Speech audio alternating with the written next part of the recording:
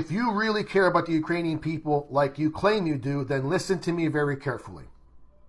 My name is Lucas Gage. I served 2 tours in Iraq. I put it in quotes because who did I serve? The special interest who wanted war. How did they get that war?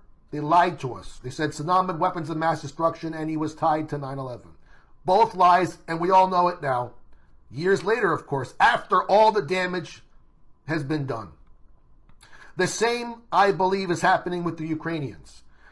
The EU, NATO, the US, they don't give a damn about Ukraine. They're using it as a bulwark against Russia because they have an agenda to take out Vladimir Putin. And they're saying, look, the Ukrainians are winning the war. They're pushing here and they're pushing there. That's when Putin has his hands tied behind his back in a special operation, which is limited in nature. But now that he's annexed these regions, whether you agree with it or not, Putin can unleash the full military might of Russia. And the Ukrainians have no chance whatsoever.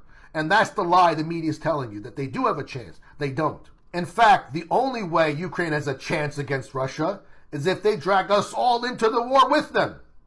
And you know what that means? World War III. And you know what else? Unlike Saddam, who didn't have weapons of mass destruction, Russia does. And if they're used, it's not good for anybody, especially the Ukrainians, because who do you think are going to be hit first?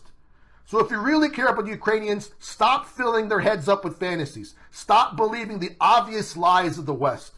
My God, the U.S. just threw Ukraine under the bus about this assassination of Dugina. What do you think? They care? They don't care about the Ukrainians. The EU doesn't care, NATO doesn't care, and the United States most certainly doesn't care about Ukraine or anyone else for that matter.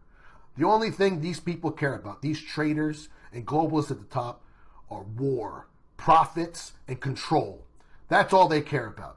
Don't fall for the lies. If you truly care about the Ukrainians and the Russians, especially the civilians, you want to talk peace right now. Let's push for peace.